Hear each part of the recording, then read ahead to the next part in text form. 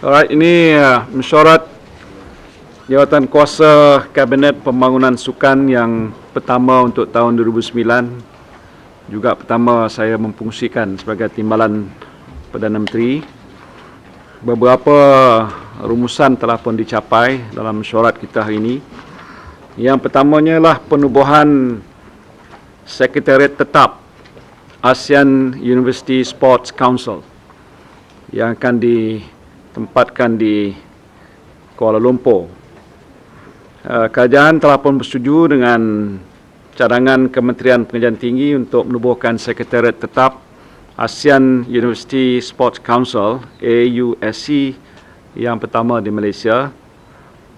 Penubuhan Sekretariat Tetap ini akan menjadi satu landasan ataupun permulaan yang baik bagi menjadikan IPT, Institusi Pendidikan Tinggi, sebagai pemangkin pembangunan kecemerlangan sukan negara dan antarabangsa.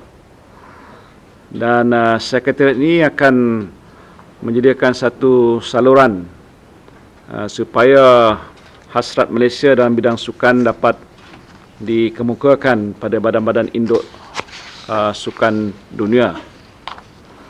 Dan penubuhan ini menunjukkan keyakinan dan juga pengiktirafan yang diterima daripada negara-negara anggota AUSC yang lain terhadap Malaysia.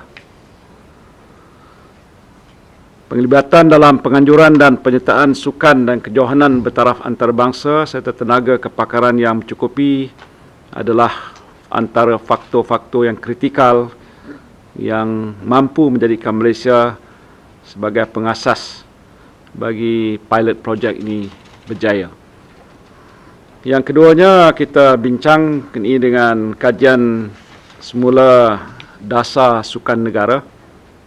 Ini yang amat penting. Dasar sukan negara yang sedia ada dikaji semula agar dia dapat menepati dengan peredaran semasa melalui pemantapan strategi pelaksanaan dan pengurusan pembangunan sukan selaras dengan pembangunan ekonomi dan kemajuan masyarakat. Secara amnya, kajian semula dasar sukan negara memberikan tumpuan kepada pembudayaan sukan di samping memantapkan integrasi nasional.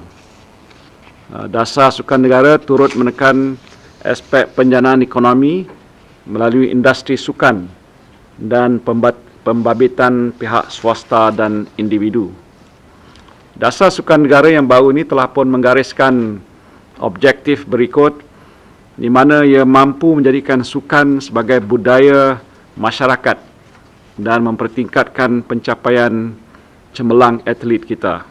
Satu, memperkasakan budaya penglibatan dalam sukan. Kedua, meningkatkan pengetahuan dan amalan bersukan ke arah mewujudkan budaya sukan di kalangan masyarakat. Ketiga, menggalakkan penyertaan aktiviti sukan yang lebih meluas di semua peringkat untuk membentuk sebuah masyarakat yang berdisiplin dan bersatu padu. Keempat, menyediakan peluang, insentif dan kerjaya bagi memenuhi keperluan asas individu melalui sukan. Kelima, menyediakan kemudahan sukan bagi keperluan di semua peringkat. Keenam, memperkokohkan badan dan organisasi sukan dengan amalan tadbir urus yang profesional. Tujuh, membangunkan sukan sebagai satu industri.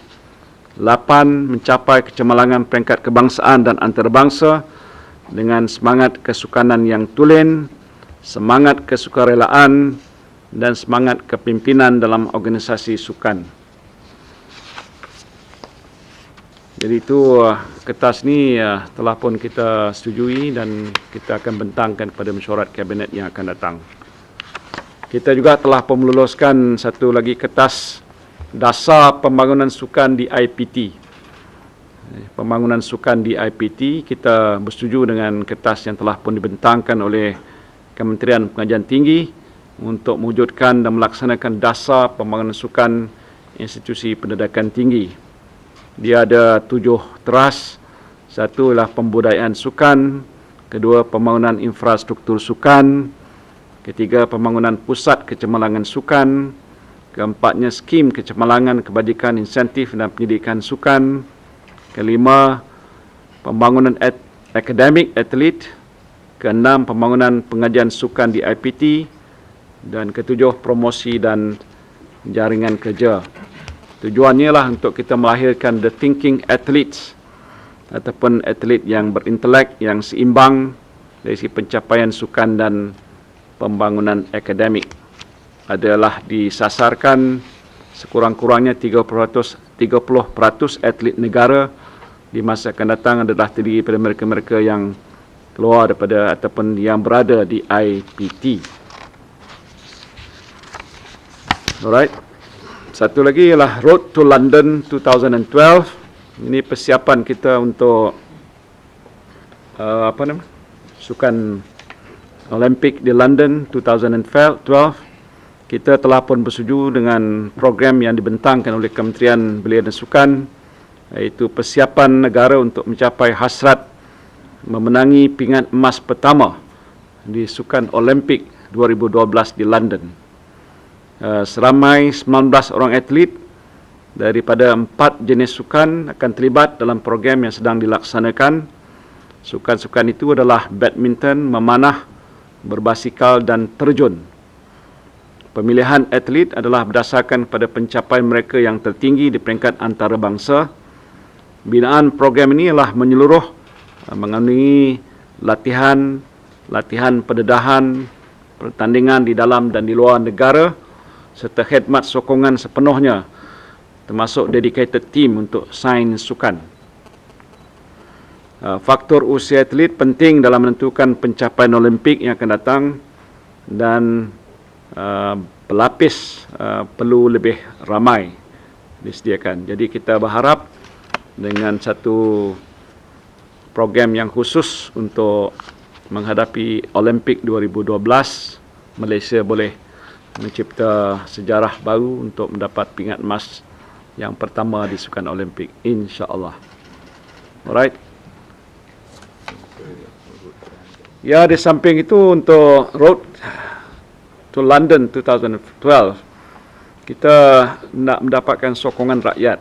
Mungkin ada acara menjelang 2012 nanti yang dianjurkan, di mana kita harap dapat menarik penyertaan seluruh rakyat Malaysia selaras dengan program Satu Malaysia. Ini akan disusun nanti. Kaedahnya akan ditetapkan.